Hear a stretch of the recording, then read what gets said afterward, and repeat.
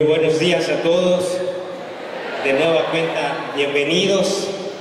Seguramente que algunos, como ahora veía un seminarista que trae los zapatos todos llenos de agua, nada más tiene sus zapatos, y le digo, ¿qué andas haciendo? Estaba poniendo sus zapatos al sol.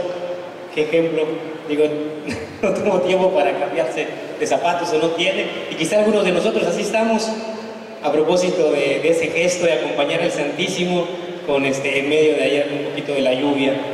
Pues vamos a continuar con esta temática. Saludo con mucho gusto a nuestro señor obispo, a don José Francisco, que está aquí presente, a don Gustavo, el arzobispo de nuestra vecina diócesis, la diócesis de Yucatán. Nos da mucho gusto que esté aquí presente.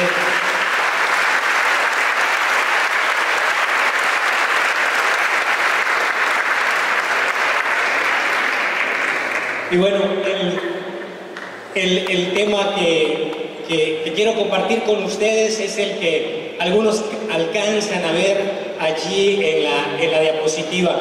Es una frase del Papa Emérito Benedicto XVI. Dice: Eucaristía, misterio que se ha de vivir.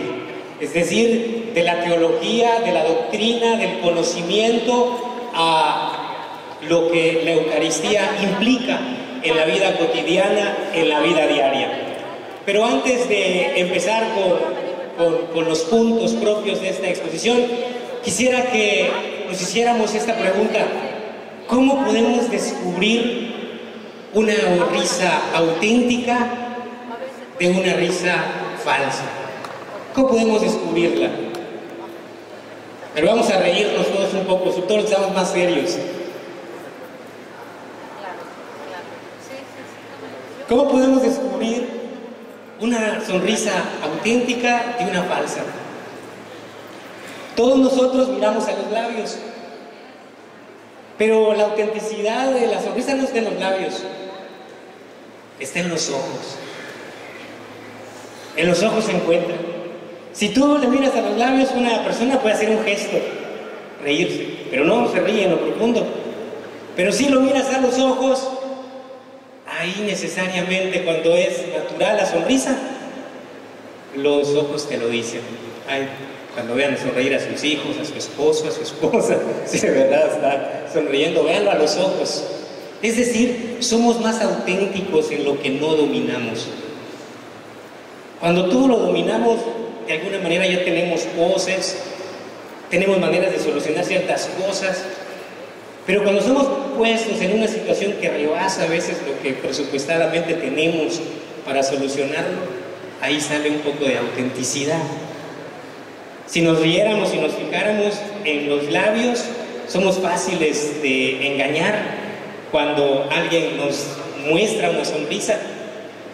Pero cuando lo vemos a los ojos, necesariamente los ojos se le forman las patas de gallo, que dicen en el momento de la sonrisa. Así que si todos estamos muy listos de aquí, es que no nos reímos de verdad. Si algunos tenemos aquí unas patas de gallo, puede decir que nos hemos reído a todo lo que da, como enanos nos hemos reído, de felicidad, como perrito con dos colas, ¿no? Decían algunos, reírse profundamente. Bueno, esa pregunta nosotros podemos pasarla a la Eucaristía. ¿Cómo descubrir la autenticidad de nuestra vida eucarística? No de la Eucaristía. La Eucaristía es, la Eucaristía siempre está allí. Pero ¿cómo podemos descubrir la autenticidad de una vida eucarística? Es decir, ¿cómo podemos relacionar la Eucaristía y el compromiso de los cristianos en la construcción de la sociedad temporal hoy? ¿Cómo podemos hacer esa relación? ¿Cómo podemos pasar de la Eucaristía al compromiso? Es parte de la Eucaristía el compromiso cristiano. Es parte de la vida eucarística, en la cotidianeidad de vivirla en nuestro día a día. Porque tenemos muy bien claro que la Eucaristía es para alimentarnos. E incluso procuramos la comunión en la Santa Misa. Y también tenemos bien claro que la Eucaristía se adora. Recién hemos vivido el Corpus Christi, pero no sé si en todos tenemos suficientemente claro que también implica la vida. Que así como la confesión no termina con la absolución, porque nos queda una tarea, una penitencia, nos queda algo que resarcir, algo que convertir. No sé si así también podemos descubrir que la Eucaristía no termina cuando la comulgo, no termina cuando la adoro, lo necesito esos dos elementos o esos dos pasos, sino que implica además un poco o un mucho de vida. Es interesante cómo en los sacramentos, sobre todo estos dos que están tan ligados, confesión y Eucaristía, nos comemos como algún paso, como que el centro de la Eucaristía, o primeramente de la confesión, es la absolución, y ciertamente lo es.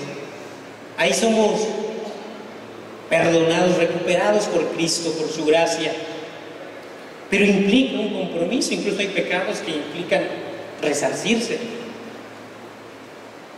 Y también en la Eucaristía tenemos claro que lo más importante de la misa, decimos, es la consagración, ese momento donde la potencia del Espíritu Santo transforma el don de la creación y hace lo que la creación anhela, que es tener a Dios siempre a través de las palabras del sacerdote. Y también cuando estamos frente a Él adorándole y de rodillas y sentimos su presencia y tenemos que estar allí, pero somos remitidos, enviados también a los demás. Bueno, esta pregunta se la hacían en el sínodo muchos obispos del mundo y sacaron un documento por el Papa Benedicto XVI que se llama Sacramentum Caritatis, que decía precisamente en uno de sus retos cómo pasar de la doctrina a la vida, que el dogma, que lo que sabemos, que el credo se vuelva existencia. Y creo que es el reto de toda la vida cristiana. Es una pregunta que nos va a servir a nosotros para irnos relacionando con este tema de la Eucaristía en la vida. Tenemos un compromiso. En la Eucaristía algo nace para darse. Hay tantos signos de redención en el mundo, aunque la redención ya está dada. Vamos en camino a la plenitud. La Eucaristía es plenitud y es a la vez prenda de una vida que no tendrá estos contrastes. Si todos alcanzamos a ver, del hambre a la abundancia. Es decir, hay lugares donde lo que la Eucaristía simboliza y lo que la Eucaristía es, no termina de llegar. No termina de estar presente, no por ella, sino por quien se compromete con ella en la Eucaristía. Por eso decía un padre espiritual, cuando lo comulgas a Cristo, comúlgalo completo, comúlgalo todo, completo, trágatelo, decía. Es decir, te compromete, te envía a los demás. Y hay tantos signos donde la Eucaristía necesita estar presente para ser adorada y para ser vivida. Sea un teólogo, González Faust, hay tantos signos de redención en el mundo, en un mundo que ya ha sido redimido, y que nosotros tenemos en los sacramentos esa fuerza de la redención. Entonces, hacia ahí va lo que ahora estamos comentando, hacia el compromiso.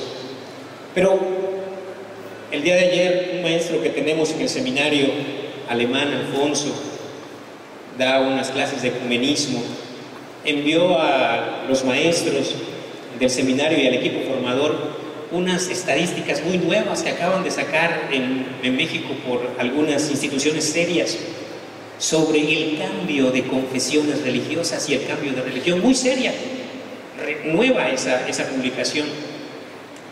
Y uno de los elementos que sale más presente en esta estadística acerca de los motivos por los cuales te cambias de religión es interesante en nuestra región. En nuestra región lo que más se contesta es porque lo que conozco y lo que me dicen que aprenda, no veo su conexión con la Sagrada Escritura. Y entonces voy donde más se habla de la palabra de Dios. Me llama mucho la atención eso. Muchísimo. Es una estadística que escrito anoche, la recibimos todavía de nuestro maestro de ecumenismo y diálogo interreligioso, que está muy actualizado en esto. Y uno de los puntos es eso. Por eso quisiera empezar, ¿qué dice la Eucaristía? ¿Cómo se dice en la Biblia la Eucaristía? ¿Qué nos dice la palabra de Dios acerca de la Eucaristía? ¿Cómo se presenta la Eucaristía en la Sagrada Escritura? De alguna manera ya tenemos una idea. Estamos pensando en la institución, estamos pensando en la última cena, pero ahí ya tenemos un principio. Cuando Dios se da a conocer, no solamente se da a conocer en lo que dice, sino en cómo se da a conocer. En ese cómo Dios instituye algo, ya Dios nos está diciendo la naturaleza de ese algo que nos deja. Me explico poco a poco. Participar en la cena del Señor implica solo comer su cuerpo y beber su sangre. Solo eso es vida eucarística. No la respondamos. Vayamos a la Sagrada Escritura. Vayamos a los textos. Puede ser que algún cristiano considere que esto es vida eucarística y que con fundamento bíblico piense: yo vivo y tengo existencia eucarística porque comulgo y porque bebo la sangre del Señor. Y es verdad para un niño que va a hacer la primera comunión. Eso es fundamental para un niño que va a hacer la primera comunión.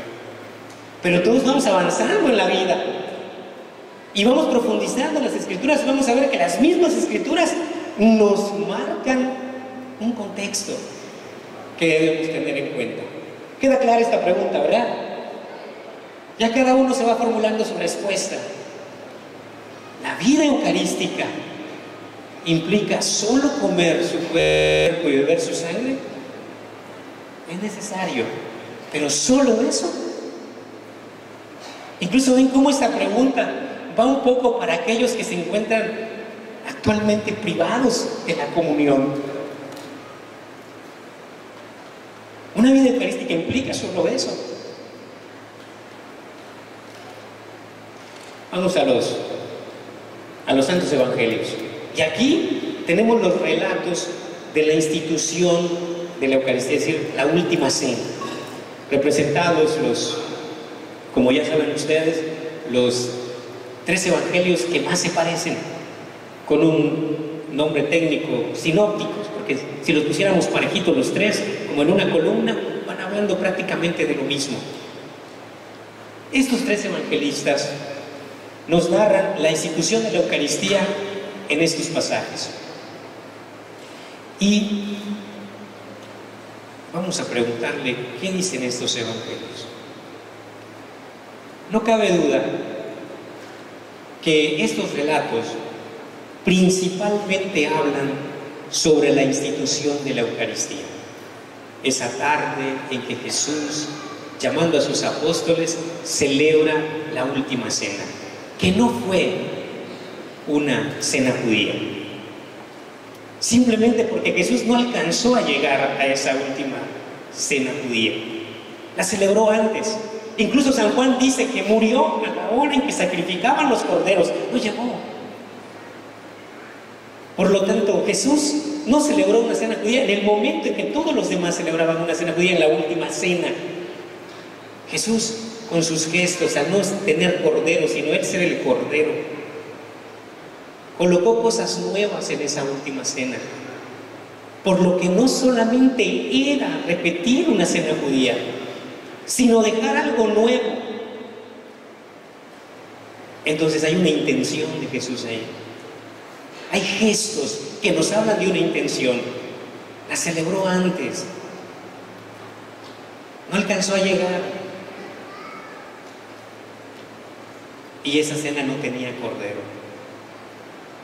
Tenía muchas cosas igual, porque la cena judía es una preparación, una prefiguración de la Eucaristía. Pero Jesús coloca cosas nuevas en esa última cena. Entonces tiene una intención. Allí, para los que alcancen a ver ese momento, Jesús en esta primera misa, como podemos decirle también, la realiza a modo de cena, es decir, en un marco de una comida. Es decir, la Eucaristía queda instituida como comida. Ya esto nos dice algo. Es difícil comer solo. Es difícil al comer no compartir. Ya la creación se ha compartido con nosotros cuando comemos. Por eso se dice que comer es el primer acto de humildad. Yo no me doy la vida me viene. Yo al tomar los alimentos tomo la vida que me viene de la creación. Por eso una exigencia eucarística será cuidar la creación. Yo no me doy la vida a mí mismo. El comer ya implica una disposición de recibir vida. Y Jesús instituye la Eucaristía en el contexto, en el marco de una comida. Luego, la Eucaristía es algo que se comparte. Es una comida compartida. No es casual que el libro de los Hechos, que pertenece a la misma línea de estos tres evangelistas que ya vimos, hable de la Eucaristía como fracción del pan. No como signo de romper algo, sino de compartir algo. Entonces, si Jesús deja la Eucaristía como comida, como algo que se comparte, entonces algo tiene que decirme. Ya la palabra compartir es connatural a la Eucaristía. Va con la Eucaristía. Es decir, no es algo privado. Personal sí, pero privado no. Implica a los demás. Pero si nos vamos un poco más, Jesús aparece en los evangelios también en otras comidas. Aparece con los publicanos, con los fariseos, con los pecadores. Jesús tuvo otras comidas en su vida. Pero para entender este gesto de Jesús, estas comidas de Jesús, de alguna manera tenemos que conocer la mentalidad judía. Quien compartía tu mesa, compartía tu suerte, compartía tu vida. Y por eso el escándalo cuando Jesús comía con los pecadores. Si compartía su vida, compartía su suerte. Hay todo un significado de Jesús de acercamiento. Es más, en un texto, Lucas 13:14, Jesús dice textualmente: cuando hagas una comida o una cena, no invites a tus parientes, a tus amigos, a tus vecinos ricos. En cambio, cuando es un banquete, invita a los pobres, a los cojos, a los lisiados, a los que no tienen cómo corresponderte. Es decir, las comidas de Jesús eran una expresión de solidaridad. No solo moral, como era comer con los pecadores, para rescatarlos, también una solidaridad real, tangible. Y eso nos ayuda a entender mucho el significado de la Eucaristía. Porque en una Eucaristía estamos santos y pecadores, ¿no es cierto? Es la Iglesia. El señor obispo tiene su tesis, la comunión, santos y pecadores. Nos puede hablar muchísimo de eso. Pero esto ya nos dice también qué es la Iglesia y qué es la Eucaristía. Dicen ahí que precisamente las puertas de las iglesias son grandes, altísimas, para que nadie tenga dificultad para entrar, ¿verdad? Por sus cargas, por sus pesos, por sus historias. Jesús incluye en esas comidas. Bueno, acabamos con esos. Y San Pablo, ¿qué nos dice San Pablo? Interesante San Pablo, porque ahí ya se está viviendo la fracción del pan. San Pablo, vamos a ver si es la diapositiva que sigue. Sí, en su carta a los Corintios, primera carta a los Corintios, capítulo 11, del 17 al 20, les dice esto a propósito de la cena del Señor. Les da unas disposiciones. En el versículo 20 está el corazón de lo que San Pablo quiere decir. Cuando se reúnen, pues en común, eso ya no es comer la cena del Señor, porque cada uno come primero su propia cena y mientras uno pasa hambre, otro se embriaga. Nótese, hermanos, cómo San Pablo está hablando de la cena del Señor en dos contextos sociales, entre dos contextos, entre dos extremos. Hambre, que es limitación, que es no tener lo necesario, que es privación o incluso negación, y otro de abundancia, de exceso, embriaguez. Y les dice San Pablo, ustedes no pueden celebrar la cena del Señor con fruto entre estos dos. Como diciéndonos, tienen que hacer algo. Entonces vamos comprendiendo que la Eucaristía implica aquí un compromiso. Porque eso les reclama San Pablo. No les reclama que no adoren al Santísimo, sino que mientras unos pasan hambre, es decir, un extremo de limitación, otros caen en el extremo opuesto, se embriagan, exceso. ¿Cómo la Eucaristía va en ese contexto de responder a la necesidad real y también a no caer en la idolatría del dinero, del poder, del yo, entre hambre y embriaguez, entre limitación y entre exceso? Ahí se coloca la Eucaristía, la cena del Señor, le damos a San Pablo. Si seguimos el discurso, hermanos, ¿sí? Y luego continúa San Pablo. Entonces San Pablo coloca en esa situación celebrar con fruto la Eucaristía, con fruto espiritual. Vámonos ahora a otro evangelista, San Juan.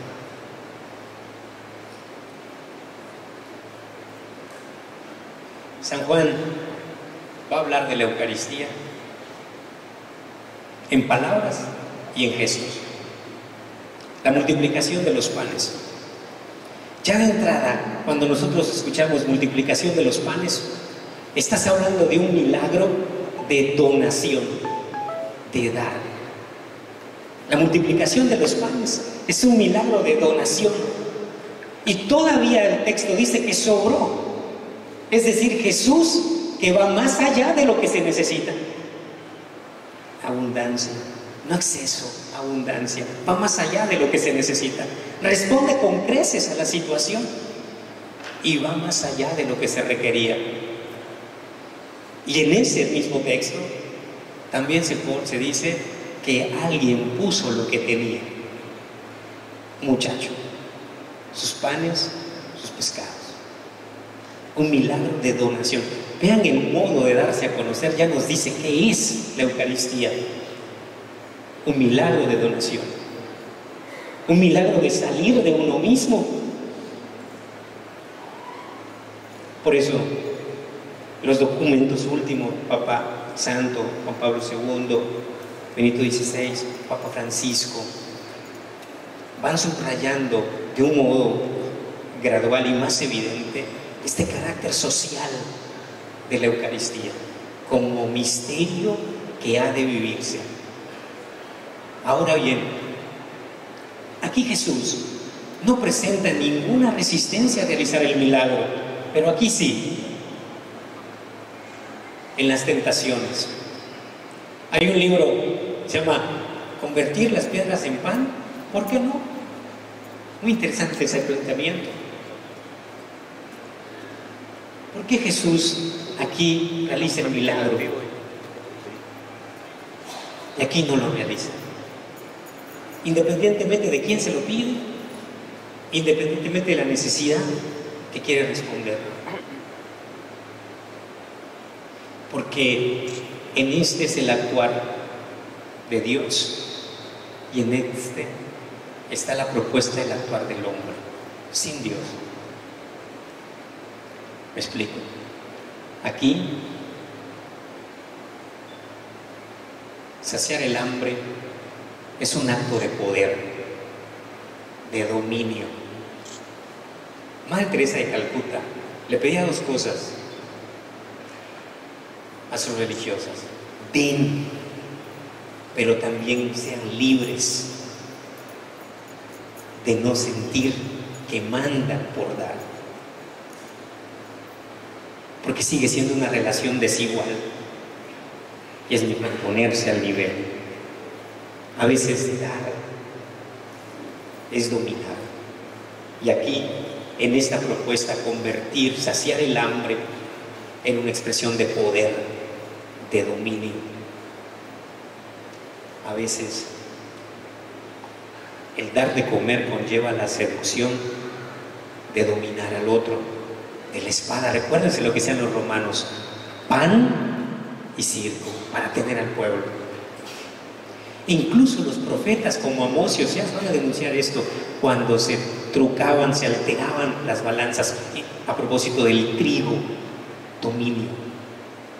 Es decir, aquí el dar de comer dignifica, aquí esclaviza.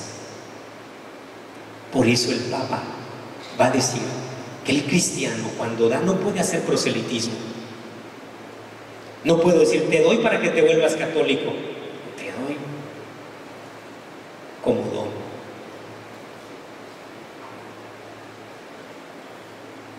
No podemos mandar a hacer algo y ponerlo en los parques, es decir, esto lo donó la Iglesia Católica para que se haga católico.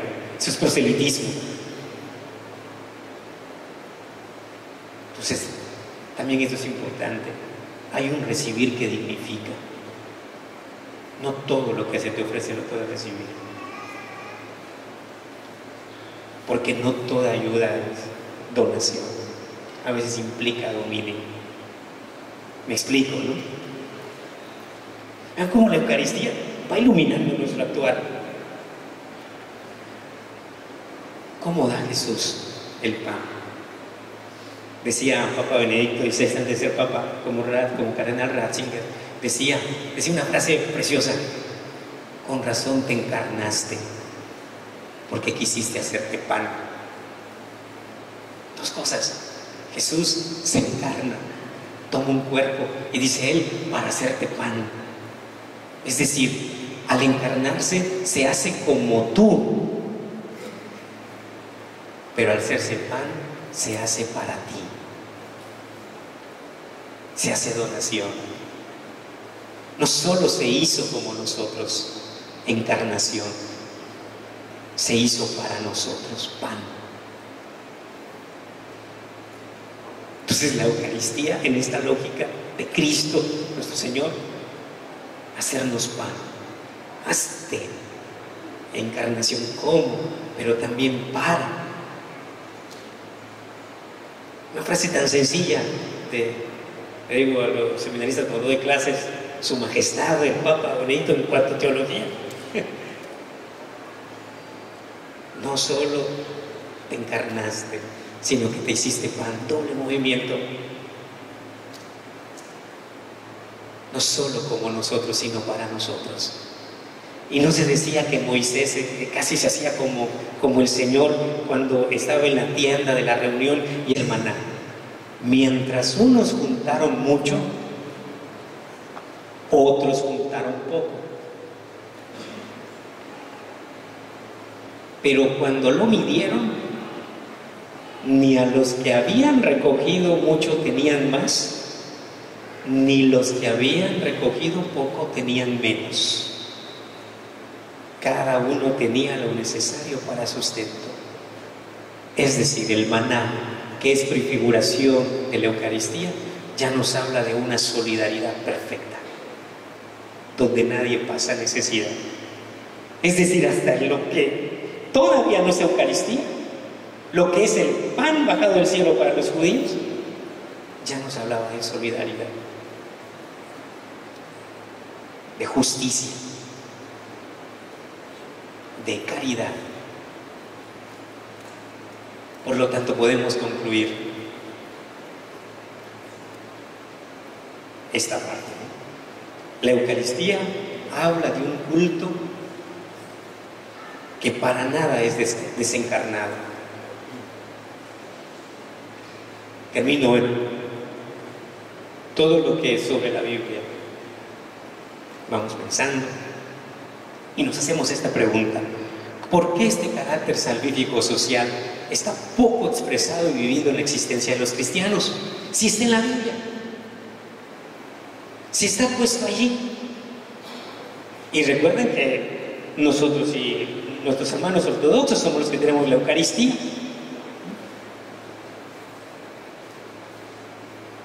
Y otras iglesias orientales.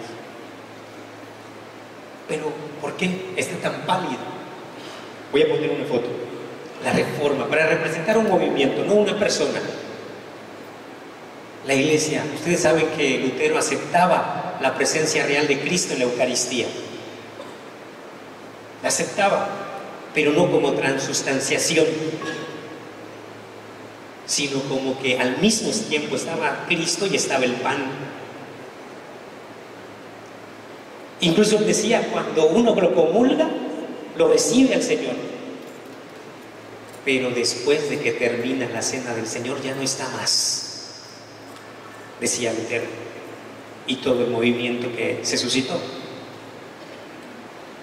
Por eso, después de esa situación, empieza la reacción, digámoslo así, creyente, y se exalta la presencia real de Cristo como lo más eucarístico que hay,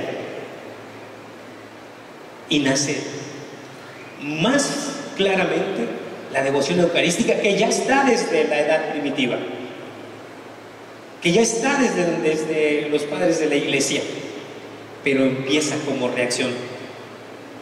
Esa es la razón histórica. Y yo encuentro que Dios se valió de eso para hacernos comprender algo. Se puso en crisis la presencia real de Cristo. Y por eso el sacerdote empieza a elevar la Eucaristía para que el pueblo lo vea, y lo quería ver. Y por eso nacen los tabernáculos más ornamentados, para honrar al que está ahí permanentemente. Pero me parece que hay una razón. Dios se sirve, ¿verdad?, el Señor de la historia, y no podemos reducirlo a un historicismo, una historia meramente. Yo considero que Dios nos hizo comprender algo. En palabras de San Agustín: nadie puede comer este pan si antes no lo adora. Es decir, para poder tener una incidencia social, tenemos que partir de aquí. Nadie puede comer este pan si antes no lo adora, decía San Agustín. Y el Papa Juan Pablo II dijo también algo, que en la Eucaristía se purifica la conciencia ante el Señor. Y el Papa Benedicto XVI, en Sacramentum Caritatis, va a decir: quien ya no gusta de la celebración eucarística peligra en su fe. Es en la Eucaristía donde se purifica nuestra conciencia. Es allí donde se purifican nuestras intenciones y sale la fuerza. Es decir, es intimar con Él para salir hacia los demás. Por eso no podemos hacer a un lado la Eucaristía, pero podríamos poner este orden. presencia real. Cristo está presente.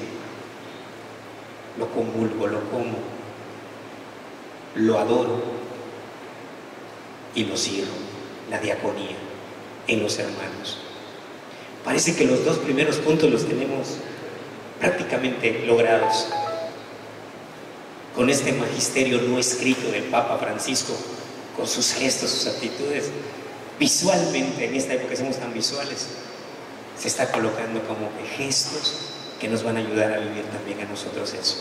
Jueves Santo rompió un paradigma, no celebraba ya en San Giovanni Laterano, sino en una cárcel. Además, hermanos, este camino está probado. ¿Y cuál es el mejor test que tiene la Iglesia para una doctrina? Los santos. Una doctrina es válida si hace santos, si produce santos. Madre Teresa de Calcuta, señor arzobispo emérito de Yucatán, contaba en una ocasión cuando en Tijuana lo primero que le pidió fue el tabernáculo. Y en todos los lugares que iba. ¿Y qué ponía la Madre Teresa de Calcuta debajo del tabernáculo? ¿Alguien sabe? Los seminaristas sí, porque les dije anoche. La Madre Teresa de Calcuta decía que en todos los tabernáculos pusieran una frase: tengo sed. Sed de ti, de tu presencia. Tengo sed. Y así, debajo del sagrario ponía esa frase. Pero su devoción, esta conciencia que viene a ser transformada por la presencia de Cristo, por eso no podemos dejar de adorar al Señor, también se traducía en gestos permanentes, no de vez en cuando, permanente, todo un camino. Para un católico, un cristiano, una doctrina está probada, además de estar declarada como tal, porque produce santos, genera santos. Y desde de la Eucaristía al hermano. Es un ejemplo clarísimo que tenemos ahí. Los gestos del Papa Francisco. No hay muchas fotos como que esté rezando. No hay muchas. Bueno, no sé si las páginas que yo visito no aparecen mucho, pero aquí está la expresión de que sí reza. Tenía un formador que nunca lo veía yo rezar en el seminario. O sea, sí lo veía los jueves que iba, pero rezaba en su cuarto. ¿Y en dónde comprobábamos nosotros los seminaristas, cuando en ese entonces eran los seminaristas, que sí rezaba? En todo lo que hacía. Me estoy refiriendo a Emilio Lavaniegos, que nada más escribió, junto con todo su equipo, la nueva Ratio. Un bien para toda la iglesia. Casi no se le veía, pero en sus gestos uno decía: este sí reza. El Papa Francisco.